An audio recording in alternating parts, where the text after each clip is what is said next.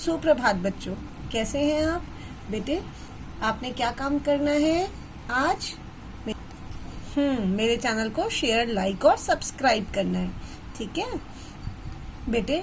हमने ये पाठ पढ़ा था, देखिए व्याकरण का पाठ 1, भाषा, लिपि और व्याकरण, है ना। तो इस पाठ में हम सभी प्रश्न उत्तर कर चुके थे। आज जो हमें करना है वो क्या है? वो है इस किताब में दिया हुआ पाठ अभ्यास, ठीक। तो देखिए, ये आपकी किताब का पहला प्रश्न है, मिलान कीजिए। एक तरफ भाषाएं और दूसरी तरफ लिपियां। तो यहाँ दिया है बंगला। आप जानते ही हैं कि बंगला की लिपि है बंगाली, हिंदी की देवनागरी, अंग्रेजी की इन्होंने दी है रोमन, मराठी की भी देवनागरी होती है, उर्दू की क्या होती है? उर्दू की होती है फारसी, और पंजाबी की गुरुमुखी, है ना। यहाँ मैंने आपकी आसानी के लिए सामने सामने उत्तर लिख कर दिए हैं।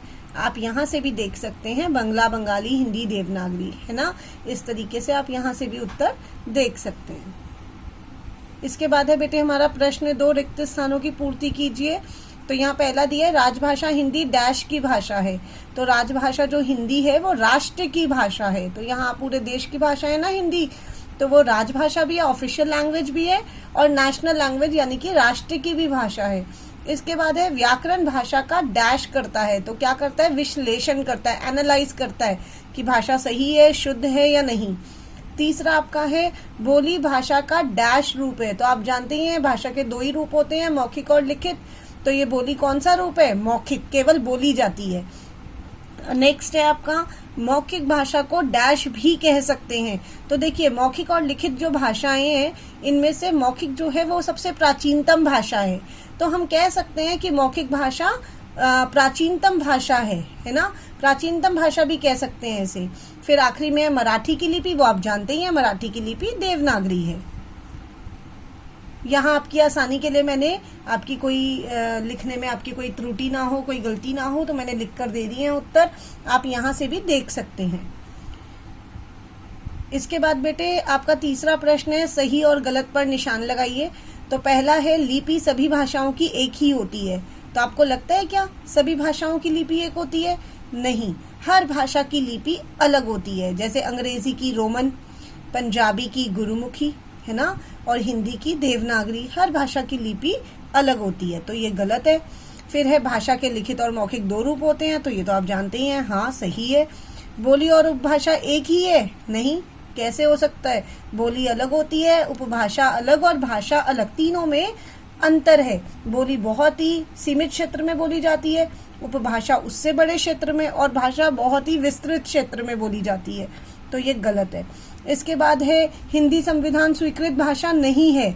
तो ये भी गलत है, क्योंकि हिंदी तो संविधान से स्वीकृत है, उसको मान्यता प्राप्त है। उसके बाद आखिरी आपका दिया हुआ है, व्याकरण भाषा शुद्धि में सहायक है। तो हाँ, भाषा की शुद्धि जो करता है वो व्याकरण ही है। तो ये दिया हुआ इसका उत्तर आपका सही है। तो यहाँ पर मैंने यहाँ पर देखिए कुछ इसी के उत्तर लिख के दिए, गलत सही आप यहाँ भी देख सकते हैं, ठीक। इसके बाद बेटे आपका चौथा प्रश्न है, बहुविकल्पी है, MCQ है यहाँ पर। तो पहला दिया हुआ है कि भाषा के लिखित रूप का प्रयोग होता है किसमें? समाचार पत्र में, बातचीत में, भाषण में, या वाद विवाद में। तो देखिए, जब वाद विवाद होता है, डिबेट कॉम्पिटिशन्स होते हैं, उसमें तो आप बोलते ही हैं। भाषण जो होता है उसमें भी केवल बोला जाता है, बातचीत में भी बोला ही जाता है, लिखा नहीं जाता। तो केवल समाचार पत्र है जिसमें लिखित होता है, जो प्रिंट होता है, जिसे हम पढ़ते हैं। तो इसका सही उत्तर क्या है? समाचार पत्र। इसके बाद बेटे आपका दूसरा है, भाषा का क्षेत्रीय रूप कहलाता है भाषा, मातृभाषा, उपभाषा या बोली। तो क्षेत्रीय रूप आप जानते ही हैं, बोली है क्षेत्रीय रूप, है ना। फिर है, कितनी भाषाएं हैं? भारतीय भाषाएं जिनको संविधान ने स्वीकृति दी है, स्वीकार किया है। तो इसका उत्तर 22 है। आप सबको पता ही है, हमने पढ़ा था, 22 भाषाएं मान्यता प्राप्त हैं। फिर व्याकरण के कितने भेद होते हैं? ये हमने एक प्रश्न में किया था कि व्याकरण के 3 भेद होते हैं, वर्ण विचार, शब्द विचार और वाक्य विचार। इसके बाद आखिरी है आपका, निम्नलिखित में से राजस्थानी हिंदी नहीं है। तो देखिए, जो मैथिली है ना, ये राजस्थानी हिंदी नहीं है। आपने मेवाड़, जयपुर और मारवाड़ी, ये जो है इसमें इनका राजस्थान के संदर्भ में ये नाम सुने होंगे। मेवाड़ी, जयपुरी, मारवाड़ी है ना, लेकिन मैथिली जो है वो बिहारी हिंदी है, वो बिहार की है। तो इसका उत्तर है मैथिली। तो यहाँ पर बेटे देखिए, मैंने उत्तर 4 के भी ये सभी उत्तर लिख कर दिए हैं समाचार पत्र में, बोली 22, 3 और मैथिली। ठीक, इसके बाद बेटे देखिए प्रश्न 5 है, 5 पड़ोसी देश दिए हुए हैं, आपको क्या करना है, उनकी भाषाएं लिखनी है कि चीन में कौन सी भाषा बोली जाती है, भूटान में, बांग्लादेश में, इन सभी देशों में कौन कौन सी भाषा बोली जाती है। तो ये काम आपने खुद करना है, यहाँ लिखा भी हुआ है, जानकारी एकत्रित कीजिए और लिखिए। तो ये कार्य आप स्वयं करेंगे। अब आपका आखिरी प्रश्न है, प्रश्न 6। ये आपकी एक वर्ग पहेली दी हुई है, तो इसमें 7 बोलियों के नाम आपको ढूंढने हैं खुद से। तो बहुत से इसमें साफ दिखाई दे रहे हैं, अगर मैं देखूं तो खड़ी बोली मुझे दिख रहा है ना, और गढ़वाली भी दिख रहा है। तो आप खुद ढूंढेंगे, ये कार्य भी आपने स्वयं करना है। तो इस तरीके से बेटे ये हमारा पाठ पूरा हो गया है। सभी प्रश्न उत्तर हम कर चुके हैं, पाठ अभ्यास भी हम कर चुके हैं।